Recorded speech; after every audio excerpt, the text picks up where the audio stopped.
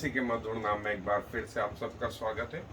और जैसा कि हम मसीह में मैच्योरिटी जो है इस विषय को देख रहे हैं, क्योंकि प्रभु हमसे यही चाहता है कि हम सिद्ध बने, क्योंकि हमारा पिता सिद्ध है।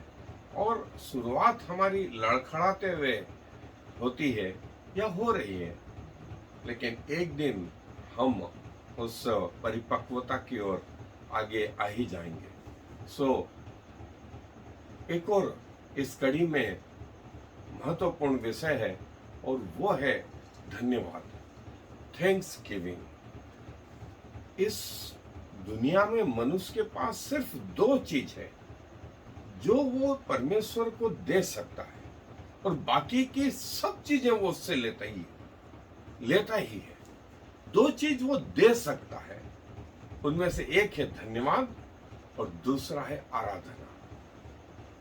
आराधना या वर्शिप हम देख चुके हैं, और धन्यवाद जो है आज हम देखना चाहते हैं। ऐसा बोलते हैं, ऐसा अंग्रेजी में कहते हैं, दो शब्दों में कभी कंजूसाई नहीं करना। नंबर 1 थैंक यू बोलने में, और दूसरा सॉरी बोलने में। सॉरी बोलने में भी कभी कंजूसाई नहीं करना, और थैंक यू बोलने में भी कंजूसाई नहीं करना। और दो चीजें जो परमेश्वर को हम दे सकते हैं, उनमें से जैसा मैंने बताया, एक धन्यवाद और दूसरी आराधना। वर्शिप जितना हो जीवन में, वर्शिप और धन्यवाद, वर्शिप और धन्यवाद करते ही रहे, क्योंकि इसके अलावा हमारे पास कुछ भी नहीं जो हम परमेश्वर को दें। जब प्रभु यीशु मसीह थे इस पृथ्वी पर, उन्होंने पिता को धन्यवाद दिया, और कई लोग परमेश्वर के प्रति धन्यवादित रहे, तो कईयों ने ये जरूरी भी नहीं सोचा कि प्रभु को धन्यवाद दें। ऐसी एक जो है घटना प्रभु यीशु मसीह के साथ हुई। जब वे मार्ग में आ रहे थे तो 10 कोढ़ी उन्हें मिले। उन्होंने दूर से खड़े पुकार के कहा कि हे दाऊद के संतान, हम पे दया कर। तो प्रभु ने भी कहा, जाओ अपने आप को याजकों को दिखाओ। और जब वे मार्ग में जा रहे थे, 10 के कोढ़ ठीक हो गए, और उनमें से एक लौट करके आया और प्रभु के चरणों में गिर पड़ा, धन्यवाद देने लगा। प्रभु ने कहा, बाकी के वो 9 कहां हैं? उनके पास धन्यवाद का भी शब्द नहीं।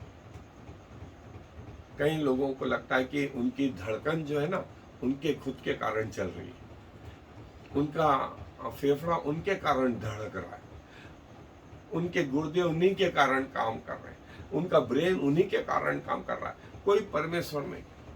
उनकी आंख उन्हीं की है, उनके नाक उन्हीं के, उनके कान उन्हीं के, उनके मुंह उन्हीं के। क्यों हमारे पास धन्यवाद के शब्द नहीं है?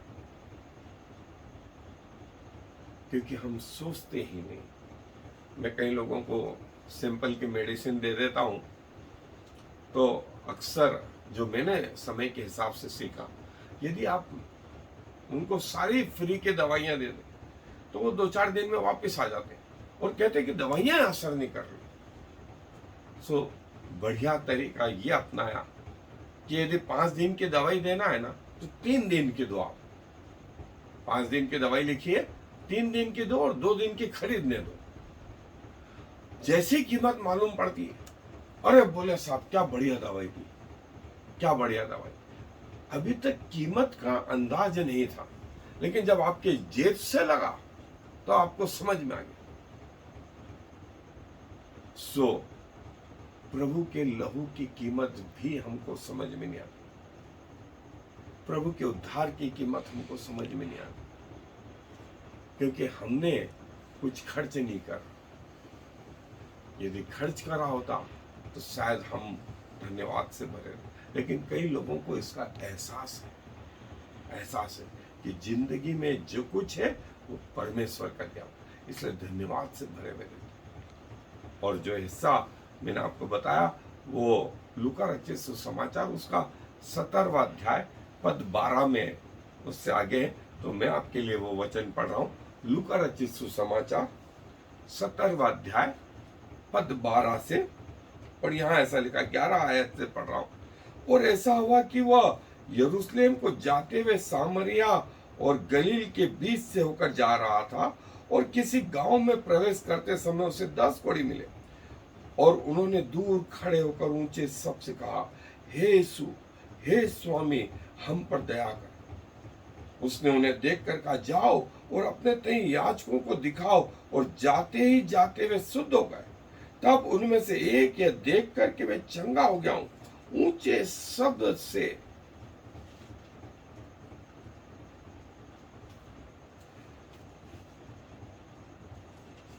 परमेश्वर की बड़ाई करता हुआ लौटा, और यीशु के पांव पर मुंह के बल गिरकर उसको धन्यवाद करने लगा, और वह सामरी था। इस पर यीशु ने कहा, क्या 10 शुद्ध न हुए? तो फिर वे 9 कहाँ हैं? क्या इस परदेसी को छोड़ और कोई न निकला जो परमेश्वर की बड़ाई करता? तब उसने उससे कहा, उठकर चला जा, तेरे विश्वास ने तुझे चंगा किया है। आप कौन है? ये एक व्यक्ति में से या उन 9 में से? आए प्रभु इस विषय में और क्या कहते हैं बाइबल, हम उसको अध्ययन करें। धन्यवाद उस आदमी के पास में जिसे मालूम है कि क्यों धन्यवाद दो। यदि आपको ऐसा लगता ही नहीं है कि क्यों धन्यवाद दें, आपको कोई भी कारण नजर ही नहीं आएगा। आपको जब दूसरों को देख के लगता है, एक माँ जो है उसका बच्चा उससे चप्पलों के लिए जिद कर रहा था, और माँ के पास पैसे नहीं थे, लेकिन वो बच्चा मानने को तैयार नहीं था। इतने में सामने से एक लंगड़ा आदमी बैसाखी पे चलता हुआ आ रहा था, और उसका एक पाँव ही नहीं था। माँ ने कहा, देख बेटा, तू तो रो रहा है चप्पलों के लिए, उस आदमी को देख, उसके पास तो पाँव ही नहीं है।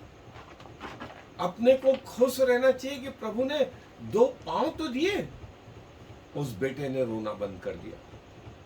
उसको समझ में आ गया कि मैं चप्पलों के लिए रो रहा हूं, और ये जो सामने से चला आ रहा है, ये तो बगैर चप्पल, क्या इसके तो पाँव ही नहीं।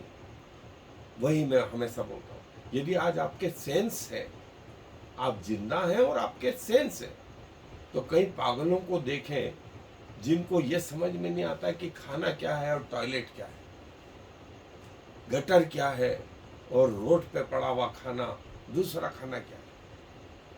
अपने आप को धन्यवाद दें। कई अंधों को देखें तो अपनी आंखों के लिए धन्यवाद दें। कई हार्ट अटैक के मरीजों को दें तो अपने हार्ट के लिए धन्यवाद दें।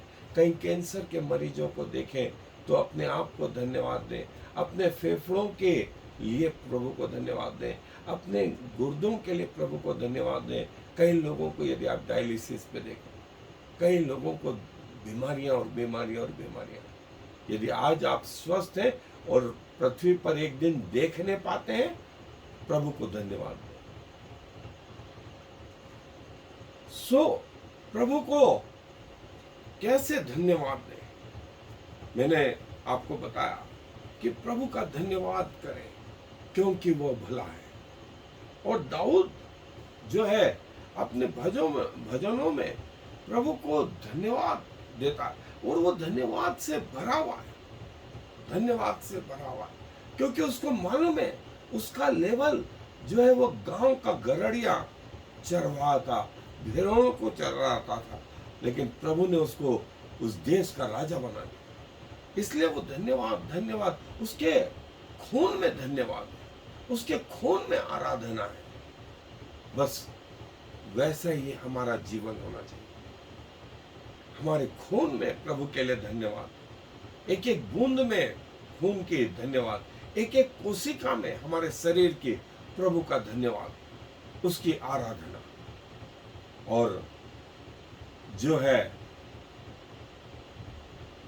आराधना में जो है या धन्यवाद में जो कुछ प्रभु ने हमारे लिए किया है, उसके लिए धन्यवाद। प्रभु ने जो कुछ मेरे लिए किया है उसको दूसरों को बताने के लिए धन्यवाद, प्रभु की महिमा करने के लिए धन्यवाद, और प्रभु को अपना समय, अपना सब कुछ दे, अपना प्राण, अपना शरीर और अपनी आत्मा, ये आपका जो है जीवित बलिदान होगा प्रभु के लिए, और ये आपके परमेश्वर के साथ जो है रिलेशनशिप रहेगी। आपका आज का धन्यवाद क्या था? आज किस विषय में धन्यवाद देते? यदि आज आप सुबह उठे तो कल सुबह तक इस पृथ्वी पर से 1.5 लाख लोग चले जाएंगे, 1.5 लाख लोग मर जाएंगे। एक साल में करीब 60 करोड़ लोग पृथ्वी पर से चले जाएंगे। ध्यान में डाटा है, 60 करोड़ लोग एक साल में 365 दिन में मरेंगे। आप प्रभु के लिए धन्यवाद देते हैं, प्रभु को धन्यवाद दे, प्रभु को धन्यवाद दे कि हम जीवितों के मध्य में पाए जाते हैं। प्रभु के लिए अपने मुंह का इस्तेमाल। कई लोग लकवे में पड़े रहते हैं तो उनको तब प्रभु याद आता, तो भी मैं बोलूंगा कोई देर नहीं, वहीं पड़े पड़े ही प्रभु का धन्यवाद। और प्रभु को धन्यवाद नहीं देना, ये आत्मिक जीवन में पहला गैप है।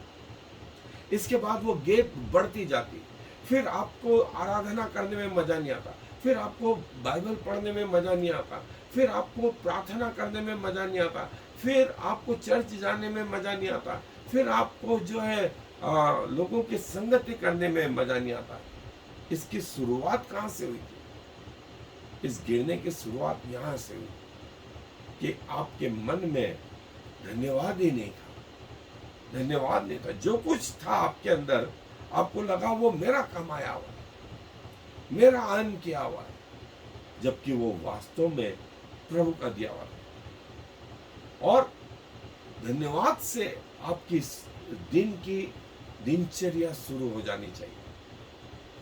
प्रभु धन्यवाद, प्रभु धन्यवाद जो है आज का दिन दिखाने के लिए, जीवितों के मध्य रखने के लिए। और यदि आप में धन्यवाद नहीं है तो आप बहुत जगह गिरने वाले हैं, बहुत जगह समझौता करने वाले हैं, और एक दिन कहीं ऐसा ना हो कि आपका जीवन जो है शैतान हर ले। और धन्यवाद के बहुत विषय हो सकते हैं, धन्यवाद के बहुत विषय हो सकते हैं। धन्यवाद करो क्योंकि हमारा प्रभु भला है। हृदय से प्रभु को धन्यवाद दे।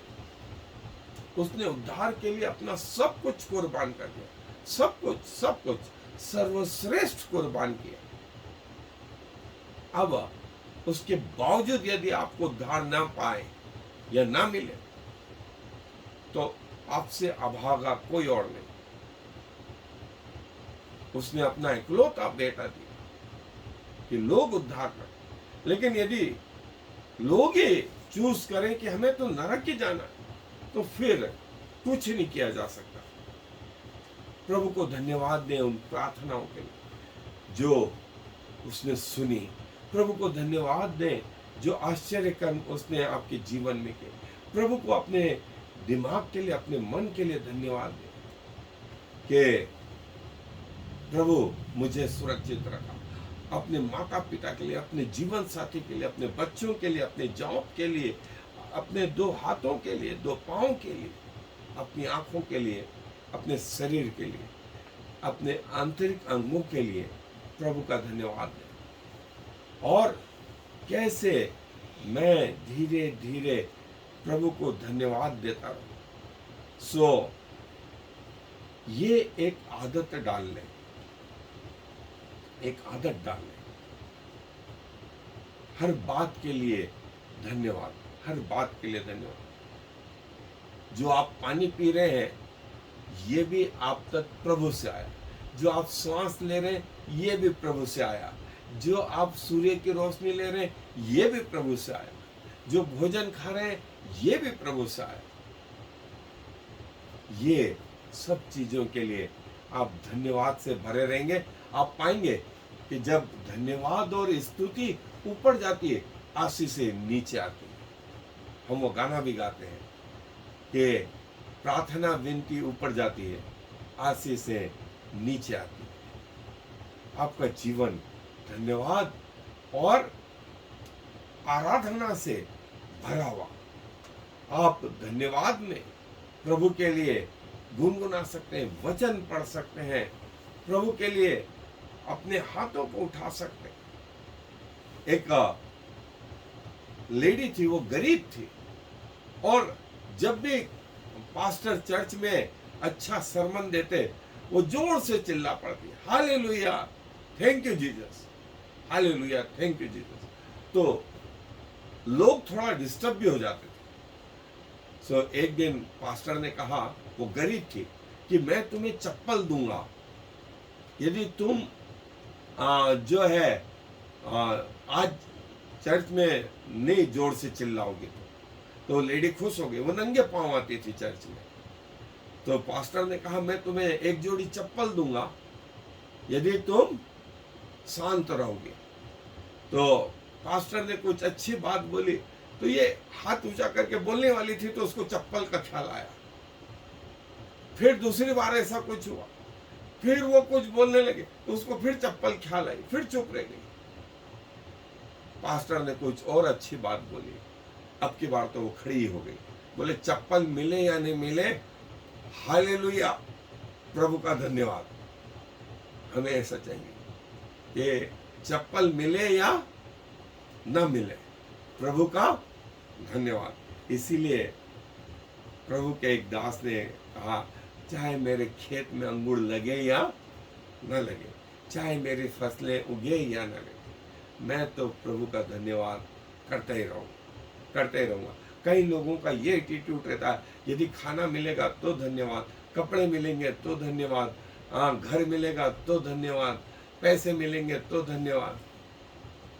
लेकिन प्रभु का जन कहता है कि मेरे खेत में अंगूर लगे या न लगे, मेरे फसल उगे या न लगे, मैं तो प्रभु का धन्यवाद करता ही रहूं। और ये आपके हृदय में एक जड़ के रूप में आ जाना चाहिए। धन्यवाद, आराधना, धन्यवाद और आराधना, और प्रभु का धन्यवाद हमारे जीवन से जो है होता ही रहना चाहिए। और ये उस दिन रुकना चाहिए जिस दिन आपकी मृत्यु हो। जिस दिन आपकी मृत्यु हो, उस दिन आपसे बाइबल छूटना चाहिए, उस दिन आपसे प्रार्थना छूटना चाहिए। तीसरी चीज, उस दिन आपसे धन्यवाद छूटना चाहिए। उस दिन, जिस दिन आपकी मृत्यु हो, आपका चर्च जाना बंद होना चाहिए। पांचवी चीज जो है, उस दिन आपकी संगति जो है बंद होना चाहिए। उस दिन जो है आपके उपवास बंद होना चाहिए। ये 7-8 चीजें आपकी मृत्यु के दिन तक जारी रहे, और उस दिन बंद हो जिस दिन आपकी मृत्यु। और lack of thanksgiving puts up a barrier between us and God. यदि आपके पास धन्यवाद नहीं है, तो जैसा मैंने कहा कि परमेश्वर और आपके बीच में जो है गैप क्रिएट हो जाती है, और ये गैप आपको फिर वचन से रोकती है, फिर प्रार्थनाओं से रोकती है, फिर प्रचार से रोकती है, फिर आपको धन्यवाद से रोकती है, फिर आराधना से रोकती है, फिर चर्च जाने से रोकती है, फिर संगति से रोकती है। लेकिन शुरुआत कहाँ से हुई? आपके पास धन्यवाद नहीं थे, और प्रभु चाहता है हम धन्यवाद से भरे रहे। और धन्यवाद इसलिए जोर जबरदस्ती नहीं। मैंने आपको इतने सारे कारण बताए, आपके सामने वो सब है कि प्रभु का धन्यवाद करो,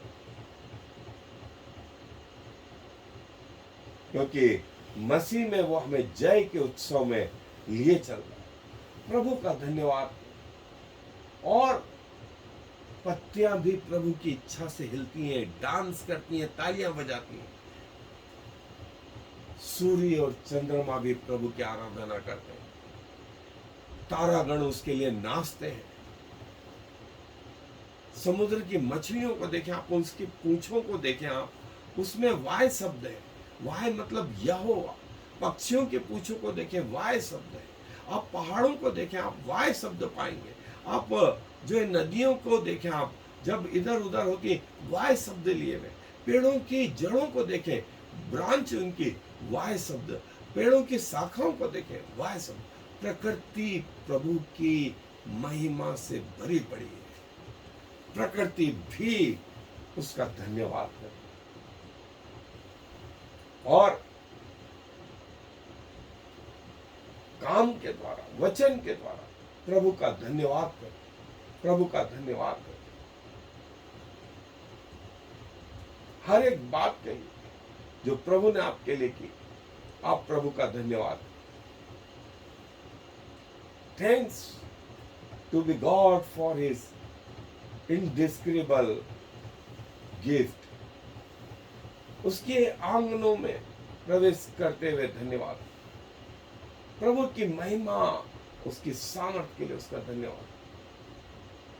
प्रभु हम तेरा अद्भुत नाम के लिए आपका धन्यवाद कर, आपके सामने घुटने टेक, आपके लिए भजन गाते। थैंक्स, थैंक्स का मतलब प्रभु का फाटकों में, उसके फाटकों में धन्यवाद करते हैं, उसके आंगनों में आराधना करते, धन्यवाद और आराधना करते हुए उसके आराधना करें। मैं प्रभु के नाम को ऊंचा भजूंगा, उसके लिए धन्यवाद कहूंगा। और प्रभु ने जो प्रेम किया उसके लिए धन्यवाद। और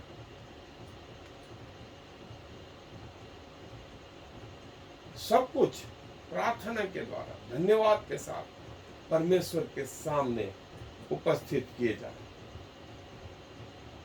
प्रभु भला है, उसका धन्यवाद। प्रभु भला है, उसका धन्यवाद। और ये हमारे जीवन का जो है एक हिस्सा जो है होना चाहिए, हमारे शब्दों का एक हिस्सा होना चाहिए। ये प्रभु को हम धन्यवाद दें। Thankfulness, truth, heaven, armour of God, neighbours, kindness, forgiveness, ultimate sacrifice, love. प्रभु का धन्यवाद, प्रभु का धन्यवाद। धन्यवाद का फिर एक और एक्सप्लेनेशन, और हमारा जीवन ही धन्यवाद से भरा हुआ। धन्यवाद देते हैं जीवन और जीवन की हर बातों को। यदि आज हम जीवित हैं तो प्रभु आपके कारण से। सो खुदावन जब तक जीवित रहे, आपका धन्यवाद, आपकी स्तुति, आपकी आराधना करते पाए प्रभु। और प्रभु हमारा धन्यवाद आपके स्वर्ग तक पहुंचे, हमारी आराधना आपके सिंहासन तक पहुंचे, और वहां से उत्तर आने वाला समय प्रभु हमारा आराधना करना, हमारा धन्यवाद प्रभु आपको ग्रहण योग्य। हमारा जीवन प्रभु पूरा धन्यवाद से भरा हुआ है, आराधना से भरा हुआ है, क्योंकि जो कुछ हमारे पास है वो हमारा है ही नहीं, वो आपका दिया हुआ है। सो प्रभु इसलिए आपके चरणों में आते हैं, झुकते हैं, और प्रभु अपने आप को सशरीर प्राण आत्मा समेत समर्पित करते हुए इस विनती को प्रभु यीशु मसीह के नाम से मांग लेते हैं। आमीन और फिर आमीन। יברכך יהוה וישמרך, יאר יהוה ויחונך, יישא יהוה פניו אליך ויענך